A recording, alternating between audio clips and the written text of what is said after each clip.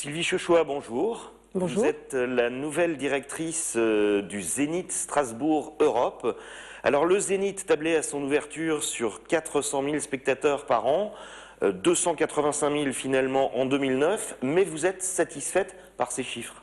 Écoutez, je pense qu'on n'a pas à rougir de ce résultat, près de 300 000, puisqu'on est aussi dans une période de difficultés économiques en France et que ça se ressent forcément dans la fréquentation du Zénith. La billetterie des concerts reste chère et donc je pense qu'il y a un problème de porte-monnaie en général. Alors quelle est votre zone de chalandise? C'est le Zénith de Strasbourg ou celui des Alsaciens? Ah non, c'est vraiment un zénith, je dirais même zénith Grand Est. Je pense que ce zénith rayonne dans le Grand Est de la France. La zone de chalandise va a priori aujourd'hui jusqu'à Colmar et déborde un peu sur l'Allemagne. Mais il rayonne aussi, moi j'arrive de Belfort, et il rayonne jusqu'à Belfort, Dijon, Nancy. Donc c'est le zénith du Grand Est de la France.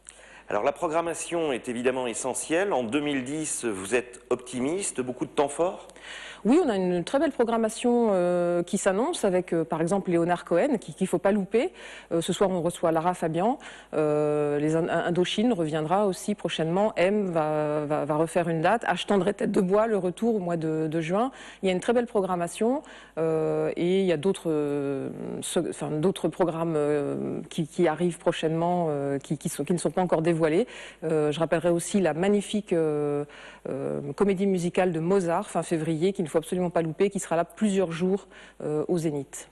Alors malgré tout, le Zénith n'est occupé que la moitié des jours de l'année. Est-ce qu'il y a encore des possibilités d'attirer plus de spectacles ou de diversifier les activités ? C'est vrai que le public peut croire qu'il est occupé que la moitié de l'année, mais il faut savoir que, par exemple, samedi, donc nous recevons Charlie Winston, mais il est dans la salle déjà la veille, il est en répétition, mais ce n'est pas ouvert au public. Donc réellement, il n'est pas occupé que la moitié, il est occupé, je dirais, le 3/4 du temps.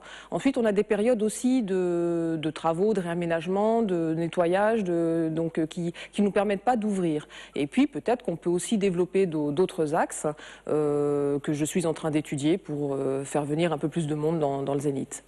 Alors, vous parliez du prix des places. Est-ce qu'on a un ordre de grandeur? Est-ce que ça va se calmer un peu en 2010? Parce qu'on est systématiquement aux alentours de 50 € minimum.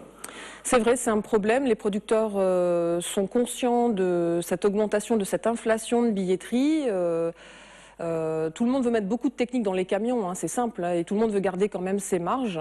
Donc apparemment, actuellement, il y a quand même des producteurs qui commencent à réduire le nombre de personnel sur la tournée, le nombre de machinerie, de light. On part sur des tournées plus petites, il y a moins de semi-remorques, on va dire, ce qui devrait donc normalement peut-être pas réduire, mais en tout cas stabiliser les coûts et donc stabiliser le prix de billetterie pour le public, parce que c'est le nerf de la guerre pour faire venir les gens dans les salles.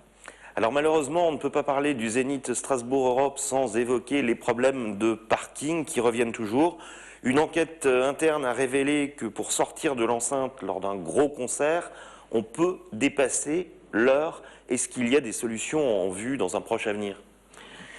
C'est vrai que je récupère ce problème en prenant la direction. J'ai lu, j'ai écouté, et puis bon, Thierry Biscup, qui était en directeur avant moi, a pris ce problème aussi à bras le corps. Mais on n'est pas, nous-mêmes, Zénith, on ne va pas trouver les solutions tout seul.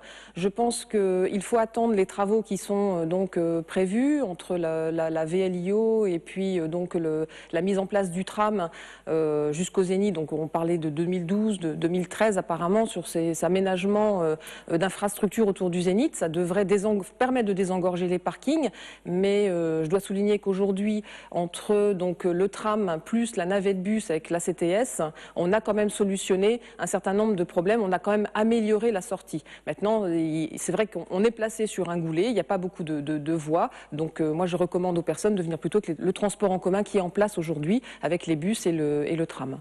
Sylvie Chauchois, merci et bonne chance. Merci, au revoir.